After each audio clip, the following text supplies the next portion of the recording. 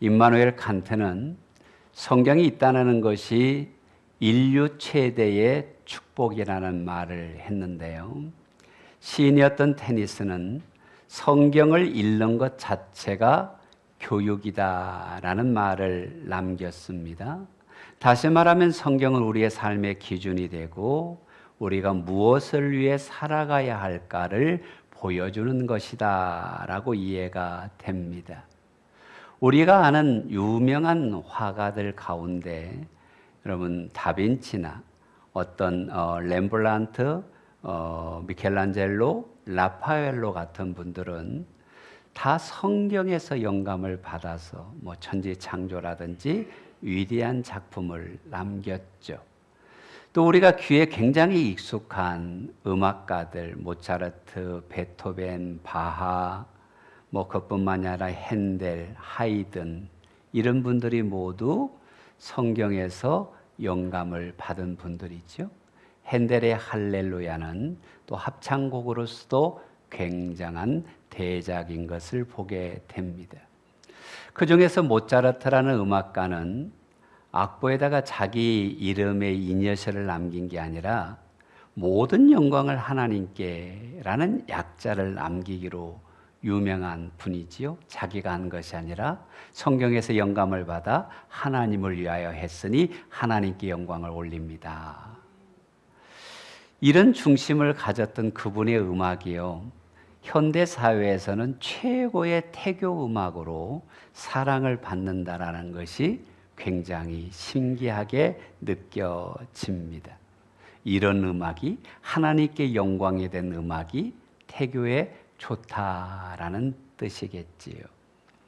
정말 인류에게 성경은 역사의 시작이요, 문화와 종교와 과학과 음악과 예술에 미치지 않은 영역이 하나도 없을 만큼 엄청난 은혜와 축복을 주고 있는 책인 줄로 믿으시지요. 이 성경은 우리의 믿음의 근거를 제시합니다. 다른 종교는 종교심을 갖고 행동하지만 우리는 성경을 믿습니다. 말씀을 믿습니다. 하나님께 나아가는 통로가 되는 것이 무엇일까요? 성경입니다. 오늘 본문은 이 신구약 성경의 한 중간에 있는 말씀입니다. 그리고 가장 깁니다. 176절입니다. 이 가장 중간에 있고 가장 긴 성경의 주제가 뭐냐면 말씀입니다.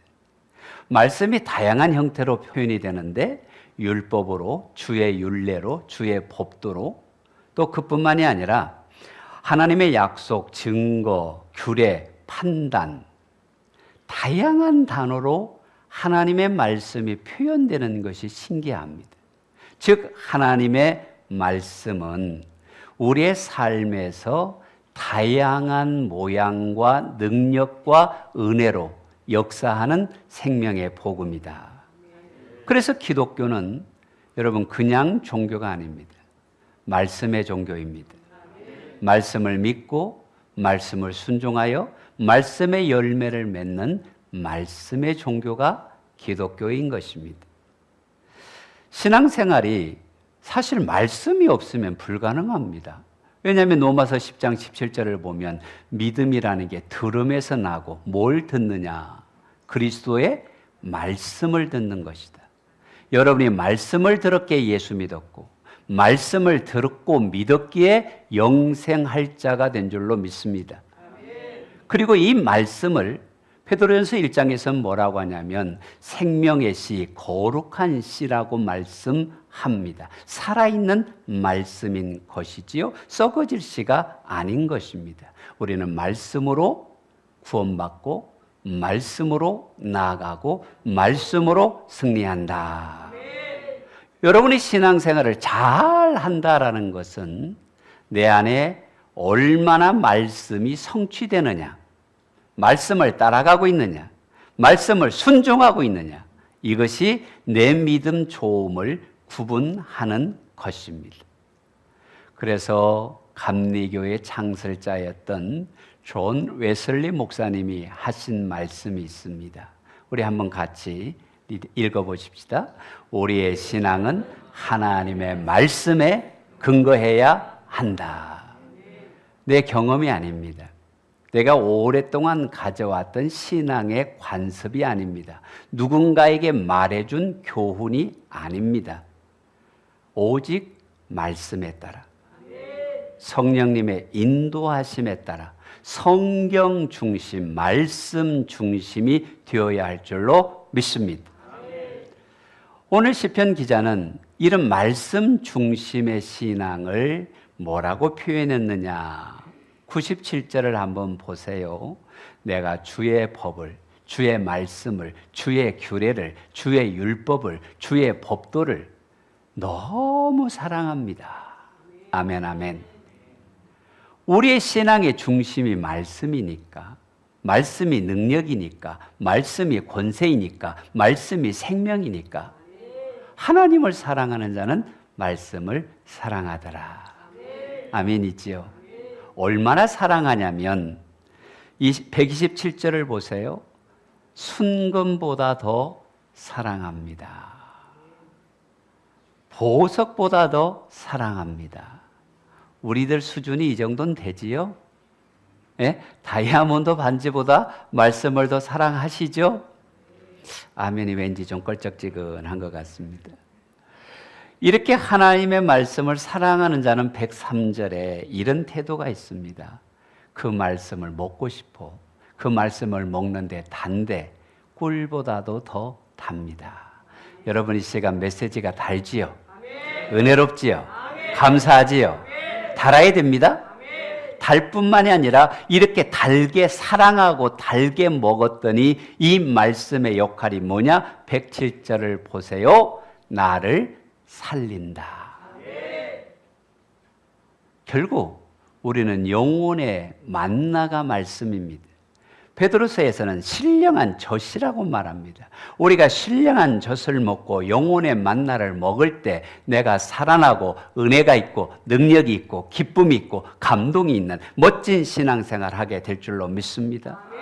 그래서 우리는 성경이 중요하다. 말씀이 중요하다. 그 중요한 첫 번째 이유는 내 인생의 앞길을 인도하는 등불이기 때문에, 빛이기 때문에, 생명의 빛이기 때문입니다.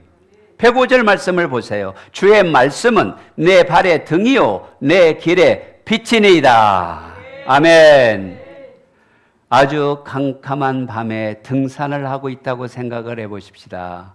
아무런 불빛이 없는 그곳에 랜턴 하나만 있으면 큰 도움을 받을 수가 있습니다. 한 치 앞도 모르는 인생, 반복할 수 없는 것이 우리의 인생이잖아요. 이 캄캄한 내 앞길에 등불처럼, 빛처럼, 랜턴처럼, 서치라이트처럼 우리의 앞길을 환히 비춰주는 것이 무엇인가요? 그렇지요. 말씀인 것입니다. 제가 서울 출장길에 비행기를 타고 내릴 때가 있는데요. 여러분 비행기 오른편 창가에 앉으면 우리 백향목교회가 보인다라는 걸 아십니까? 비행기에서 보이는 백향목교회. 제가 참 은혜를 받습니다. 그런데 이 비행기가 내릴 때 낙동강 위에 불이 있어요. 활주로 가기 전에 이 유도등의 코스를 유지해야만 안전 착륙할 수 있다는 유도등입니다. 우리 인생은 인생의 목적을 향해 비행하고 있고 그 비행을 언젠간 접고 안전하게 도착해야 하는데 우리 인생을 유도해주는 나침판 같은 인생의 매뉴얼 같은 것이 무엇일까? 말씀이다. 믿으시면 아멘. 그래서 조지 물러가 이런 말을 했습니다. 성경 말씀이 인간 삶의 표준이요 판단의 근거다. 우리가 생각하는 것의 표준이 성경이어야 하고 판단의 근거가 성경이어야 안전 운행하고 안전 비행하고 승리하게 될 줄로 믿습니다.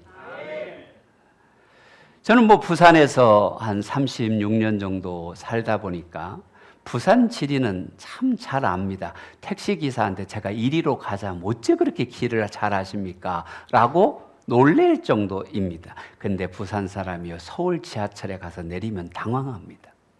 출입구가 1번에서 16번까지 있는데 이게 1번으로 나가야 되는지 15번으로 나가야 되는지 그럼 물어요. 이렇게 봐도 잘 모르겠어. 그럼 물어보면 여의도 빌딩은 여기 국회의사당은 이쪽으로 나갑니다. 침례회관은 이쪽으로 나갑니다. 라고 가르쳐줍니다. 여러분, 인생의 방향을 설정하는 것이 우리가 쉬운 것 같지요. 산속에서 길을 잃으면 반드시 필요한 것은 나침반입니다. 혹은 북극성을 보고 도움을 받기도 합니다. 그러나 우리 인생의 나침반이 뭐냐? 우리 인생의 지침서가 뭐냐? 하나님의 가르침, 기록된 말씀, 내 안에 심겨진 내마의 말씀이 우리 인생의 방향을 설정하게 하고 올바로 가게 하는 줄로 믿습니다. 여러분, 우리의 의식에는 많은 판단의 근거가 있습니다. 민족적 사관이 있어요. 우리가 일본하고 한국 국가대표가 축구하면 누가 이기게 됩니까? 무조건 한국이 이기게 됩니다. 그게 민족 사관입니다. 예를 들면 지역 감정이라는 것도 있습니다. 그뿐만이 아니라 여러분, 여러 가지 면에서 사람들이 기준을 갖고 있는데 요즘 가장 많이 영향을 미치는 게 뭐냐면 스마트폰인 것 같아요. 모르면 네이버에 물어봐. 그 물어보면 다 답이 나옵니다.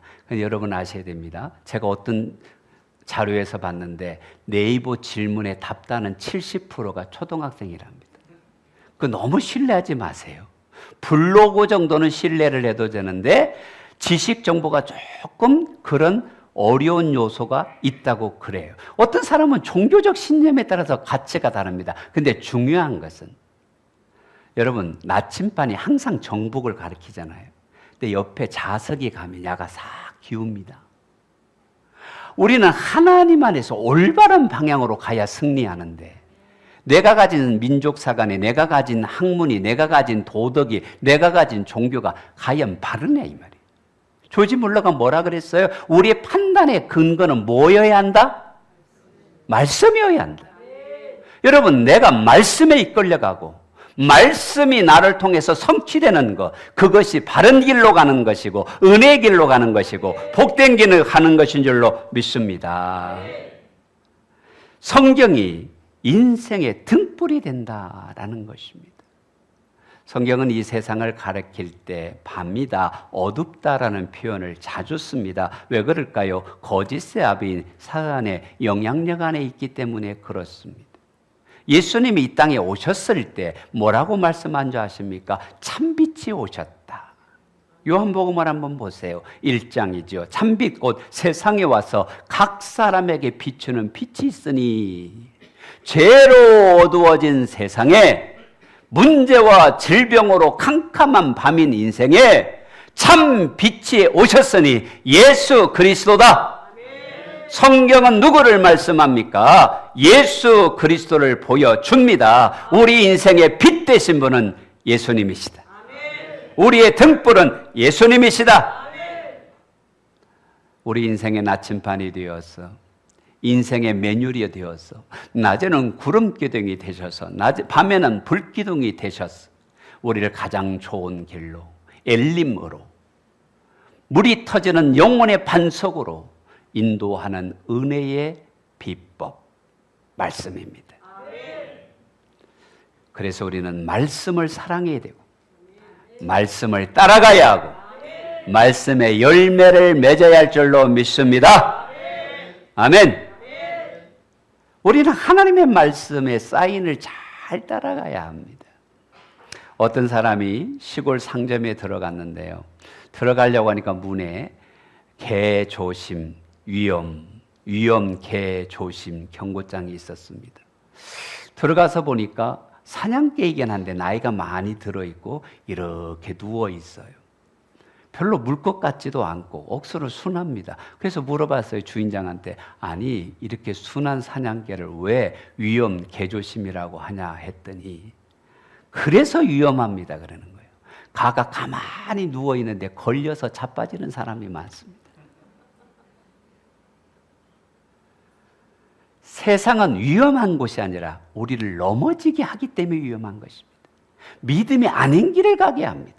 진리가 아닌 길을 가게 합니다. 하나님의 뜻과 다른 길을 가게 합니다. 넘어뜨리는 것입니다. 우리를 넘어뜨리는 요소는 너무나 많이 있습니다. 그래서 넘어지지 않도록 우리가 순항하도록, 달려가도록, 비상하도록 인도해 주시는 인생의 매뉴얼, 인생의 나침반 말씀입니다. 여러분, 이 말씀을 사랑하십시다. 아멘, 아멘. 두 번째로는요, 말씀은 살리는 능력입니다. 살리는 능력인 줄로 고백하십시다. 107절을 보세요. 나의 고난이 매우 심하오니 여호와여 주의 말씀대로 나를 살아나게 하소서. 아멘. 하나님의 말씀이 영혼을 살린다, 육체를 치유한다, 문제를 해결한다, 참된 생명을 주시는 영혼의 양식이다. 죄로 인하여 마음이 어두워진 자를, 문제로 인하여 낙심한 자를 용서하시고 일으켜주시고 붙잡아주시고 힘주시는 생명의 은혜가 말씀이다. 아멘. 여러분, 예수님께서 말씀이 살리는 것이다 라는 것을 요한복음 6장에서 말씀하셨어요. 살리는 것은 영이니 육은 무익하니라. 내가 너에게 이른 말은 영이요 생명이라. 주님의 말씀은 영이요 생명입니다. 살리는 것입니다. 이 말씀과 대비된 구약의 말씀이 시편 19편에 있는데요. 여호와의 율법은 완전하여 영혼을 소성시킨다. 우둔한 자를 지혜롭게 한다. 마음에 기쁨을 준다. 영혼의 눈을 밝게 한다. 그래서 우리는 이 말씀을 꿀보다, 송이꿀보다 더 달도다, 더 사모한다, 더 기대한다. 할렐루야. 이 세상의 많은 것들은 우리의 마음을 무너뜨리기도 하고 우리의 인생을 곤고하게도 하고 내 마음을 메마르게도 하지만 하나님의 말씀은 살리고 힘주시고 열어주시고 광야에 길을 내고 사막에 강을 내는 줄로 믿습니다. 생명의 원천입니다. 은혜의 원천입니다. 살리시는 능력의 원천입니다. 이것을 아는 사랑하는 성도들이여, 하나님을 사랑하십시다. 그 하나님의 말씀을 사랑하십시다. 어떻게 우리가 하나님의 말씀을 통해 살리심을 받고 능력을 누리게 될까요? 성경은 먹어라 하십니다. 따라해 보십시다. 말씀을 많이 드세요. 계시록 10장 9절 말씀을 봅시다. 내가 천사에게 나아가 작은 두루마리를 달라 한즉 천사가 이르되 갔다 먹어라. 하나님 말씀을 먹어야 돼요. 신령한 젖을 먹어야 돼요. 영혼의 만나를 먹어야 돼요. 그것이 내 일용할 양식이 되어야 합니다. 여러분, 우리가 여름철에 보양식을 하지 않습니까? 요즘 삼계탕이 인기고 그지요. 곰탕이 또 인기입니다. 그죠? 옛날에 그는 별로 요즘 안 먹습니다. 그지요? 여름철에 보양식을 먹으면 힘이 납니다. 우리 영혼이 힘이 나는 비결이 뭘까요? 건강해지는 비결이 뭘까요? 내가 날아가며 신나게 신명나게 신앙생활하는 비결이 뭘까요? 하나님 말씀을 먹으세요. 아멘으로 먹으세요. 그리고 그 열매가 드러나는 신앙이 되어야 합니다. 에스겔 3장 2절에도 그 두루마기를 내게 먹이시며 말씀을 먹으면 살고 말씀을 먹으면 건강해지고 말씀을 먹으면 능력이 있고 말씀을 먹으면 소성케 된다. 아멘. 그래서 이 말씀의 결국이 디모데후서 3장 15절 말씀을 보면 구원에 이르는 지혜가 있느니라 증거합니다. 구원이 뭡니까? 죽었던 자를 살리는 것입니다. 지옥 가야 될 자를 천국 가게 하는 것입니다. 결국 말씀은 나를 살리는 것이다. 천국 가게 하는 것이다. 영생을 누리게 하는 것이다. 죽은 자를 살리는 것이 하나님의 말씀이다. 여러분, 에스겔 골짜기에 하나님의 말씀이 선포되니까 죽은 뼈들이 일어나고 힘줄이 생기고 피가 통해서 살아있는 하나님의 군대가 되잖아요. 주의 말씀이 내 안에 선포될 때, 내가 아멘으로 먹을 때, 아멘으로 받을 때 그 말씀이 내 안에 은혜가 되고 능력이 되고 권세가 되고 생명이 되고 죄를 이기고 세상을 이기며 승리하는 영혼의 양식이 됩니다. 아멘. 그래서 히브리서 4장 12절 말씀을 보니까 하나님의 말씀은 살아있고 활력이 있어 좌우의 날선 어떤 검보다도 예리하여 혼과 영과 및 관절과 골수를 찔러 쪼개기까지 하며 또 마음과 생각을 판단하나니. 하나님 말씀이 죽어 있어요, 살아 있어요? 살아 있습니다. 우리에게도 이 말씀을 먹을 때 살아있는 말씀이 되시기를 바랍니다. 여기서 혼과 영은 영혼을 뜻하잖아요. 관절과 골수는 육신을 뜻하거든요. 즉 하나님의 말씀은 내 영혼을 살리고 육체를 살리고 영혼을 치유하고 육체를 치유하는 믿음의 칼이 된다. 사실 우리의 질병이 생기는 원인을 이 골관절계는 노한우 목사님께서 늘 강조하시는 게 있잖아요. 몸이 틀어져서 그렇다. 몸을 바르게 하면 몸이 자연 치유를 한다. 그러니까 우리의 영혼이나 우리의 육체가 원래의 질서를 잃어버릴 때 병이 생기는 것입니다. 적당히 먹는 것이 은혜인데 지나치게 음식을 탐하다든지 생태 리듬을 깨고 너무 무리를 했다든지 그렇잖아요. 이런 걸 할 때 우리의 몸에 병이 오는 것입니다. 그런데 중요한 것은 내 영혼이 말씀으로 살아나면 마음이 살아나고 육체도 치유된다는 것이지. 그래서 성경은 말합니다. 내 마음과 생각을 판단하나니. 판단한다는 게 뭡니까? 저는 이걸 마치 MRI를 찍나니라는 표현을 하고 싶습니다. 우리가 머리가 두통이 있으면 최소한 CT나 MRI를 찍어야 합니다. 혈관이 막혔는지 피가 잘 통하는지 보면 알 수가 있는 것입니다. 여러분, 하나님의 말씀이 우리의 MRI처럼 나를 진단하는 것입니다. 그 안에 죄가 발견되면 드러내고 문제가 있으면 씻어내고 주님의 은혜 가운데 들어가야 치유된다는 것입니다. 말씀이 바로 나의 죄를 드러나게 하고 나의 약함을 보게 하고 내 부족함을 보게 한다는 것입니다. 그래서 말씀을 사랑하는 자는 치유되고 살아나고 생명이 넘친다는 것입니다. 마틴 루터가 갈라디아서를 읽다가 놀라운 은혜를 받습니다. 아, 믿음으로 구원받는다. 이 내마 하나가 그를 바꾸어서 종교 개혁을 일으킨 거잖아요. 성 어거스틴은 20세기를 통틀어서 가장 위대한 신학자라고 인정받는 분 중에 한 분인데 이분은 이단에 빠져 있던 자입니다. 사생아도 있었습니다. 마약에도 빠져 있었습니다. 그런데 그가 어떻게 변화된 줄 아십니까? 로마서 13장을 읽다가 하나님을 발견한 것입니다. 마약 중독자도 치료하는 것이 하나님이십니다. 이단에 빠져들어도 고치는 것이 하나님의 말씀입니다. 우리가 이 말씀 가운데 나아가야 합니다. 여러분 기억하셔야 할 것, 존 웨슬리는 루터의 로마서 서문을 읽다가 성령의 불을 받아서 그가 감리교회를 창설하게 됐잖아요. 말씀은 살리고 말씀은 능력이고 말씀은 은혜입니다. 그래서 이 하나님의 말씀을 우리가 묵상하는 것인데 폴 트루니는 이렇게 말했습니다. 묵상은 하나님의 음성을 기다리는 것이다. 조용한 시간에 계속 침묵할 때 하나님이 우리에게 주시는 감동, 하나님의 음성을 듣는 것이다 했습니다. 우리가 묵상을 하든지 성경을 읽든지 우리가 메시지를 듣든지 중요한 것은 우리에게 주는 말씀이기도 하지만 나에게 주시는 말씀이어야 합니다. 이것을 개인화라는 표현을 씁니다.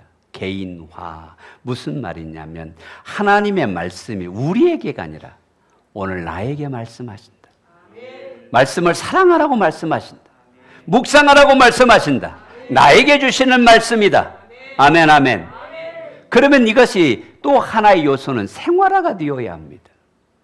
여러분, 은혜 받은 말씀이 개인화가 되었으면 생활화가 되어야 하는데 하나님의 말씀을 맛본 자는 삶으로 능력이 나타나도록 열매가 드러나도록 우리의 직장 속으로 이 말씀이 들어가도록 살아가자는 것입니다.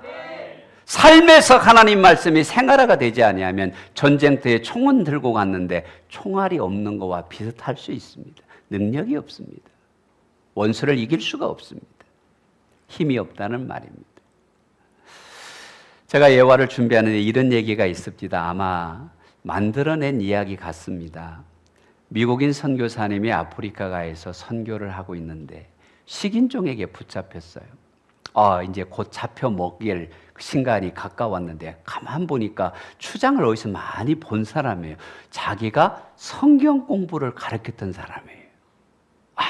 하나님이 이 사람을 예비하셨구나 해서 질문을 합니다. 뭐라고 질문했냐면 추장이 살려줄 줄로 생각하고 당신이 신학을 공부한 이후에 어떤 변화가 일어났습니까? 식인하지 않겠다는 변화를 기대한 것이죠. 물론 변화가 일어났지요. 신학을 공부하기 전에는 사람을 먹을 때 기도를 안 했는데 신학을 공부하고 나서는 기도하고 먹습니다.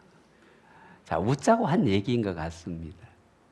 그런데 우리가 많은 사람들이 하나님의 말씀을 듣지만 생활화가 되지 않으니까 이런 엉뚱한 일이 생긴다라는 것입니다. 여러분, 이 땅에 1,000만 명의 기독교인이 있다 하지만 왜 빛과 소금의 영향력이 줄어들고 있을까요? 생활화가 없기 때문입니다. 삶이어야 합니다.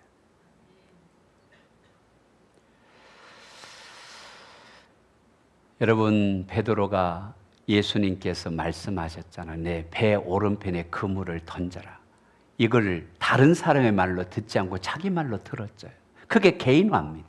그런데 던졌고 그 말씀을 그물에 던졌더니 어떻게 됩니까? 생활했더니 어떻게 됩니까? 그물이 찢어질 정도로 많은 물고기를 잡지 않습니까? 모나미 153이 그런 의미가 아닙니까?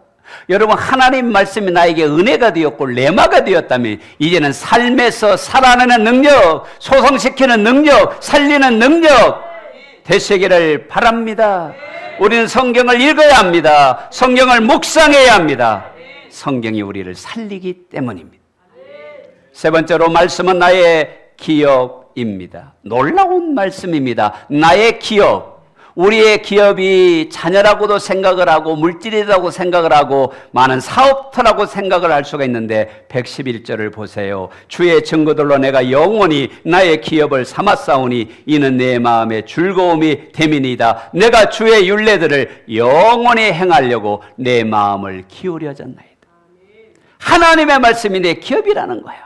아멘. 여러분, 바꾸어 말하면 말씀보다 소중한 것은 없다. 말씀이 제일 소중하다. 환경 따라 달라지지 않는 영원한 반석 같은 것이 말씀이다.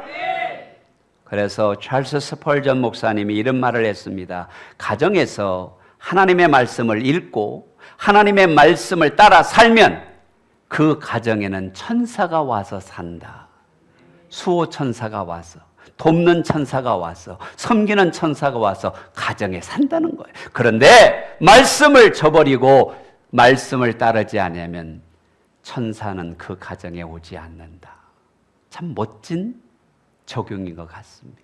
하나님이 우리를 돕게 하셔야지요. 하나님이 우리를 복부어 주게 하셔야지요. 하나님 우리에게 담장을 넘어가는 은혜를 주시도록 해야 한다면 말씀을 묵상하고 말씀을 따라 생활화가 되면 우리 안에 천사가 돕는 자가 됩니다. 이것을 좀 더 깊은 표현을 하면 엘리자베스 영국 여왕이 나는 영국은 버릴 수 있어도 성경은 버릴 수 없다.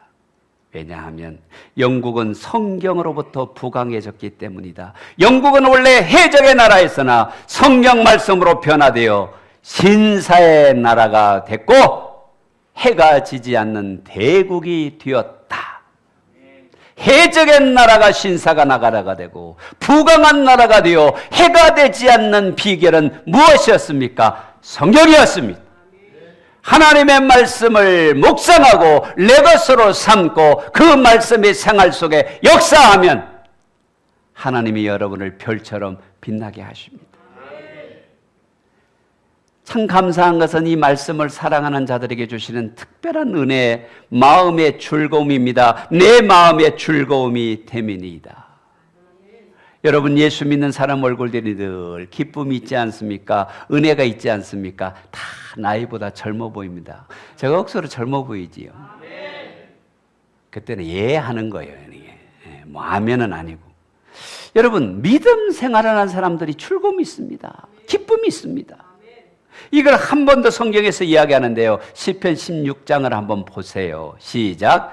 주께서 생명의 길을 내게 보이시리니 주의 앞에는 충만한 기쁨이 있고 주의 오른쪽에는 영원한 즐거움이 있나이다. 아멘. 주님 앞에 생명이 있고 주님 앞에 영원한 즐거움이 있습니다. 주님 앞에 기쁨이 있습니다. 주의 말씀 안에 이런 은혜가 있으니 여러분 하나님 말씀을 사랑하세요. 묵상하세요. 참 감사한 것은 오늘 본문 가운데서 이렇게 말씀을 사랑하면 여러분 165절을 보세요. 주의 법을 사랑하는 자에게는 큰 평안이 있으리니 평안이 있으리니 저희에게는 장애물이 없으리로다. 아멘. 하나님의 은혜의 말씀을 사랑하면 평안하고 장애물이 없다, 형통하다라는 뜻이잖아요. 여러분 여호수아가 인생을 가나안 정복에 헌신할 수 있었던 이유가 무엇입니까? 하나님의 말씀을 준행하면 어디로 가든지 무엇을 행하든지 내가 형통하리라. 말씀대로 되었잖아요. 성경에 쓴 말하는 복 있는 자는 시편 1편이 무엇입니까? 이 하나님의 말씀을 즐거워 묵상하는 자로다. 복 있는 자는 하나님의 말씀을 사랑하는 자입니다. 이 원리를 알았던 다윗이 내 아들 솔로몬아, 내가 다른 유언 남기는 것이 아니라 내가 평생에 가져왔던 믿음의 비법 하나를 전수할게. 너는 믿음의 대장부가 되어야 하는데 믿음의 대장부가 되기 위하여 왕상에서 이렇게 말합니다. 너는 힘써 대장부가 되고 내 하나님 여호와의 명령을 지켜 그 길로 행하여 그 법률과 계명과 율례와 증거를 모세의 율법에 기록된 대로 지키라. 그리하면 내가 무엇을 하든지 어디로 가든지 형통하리라. 무엇을 하든지 어디로 가든지 형통하리라. 말씀을 지키면. 그래서 이스라엘 백성은 성경을 사랑했어요.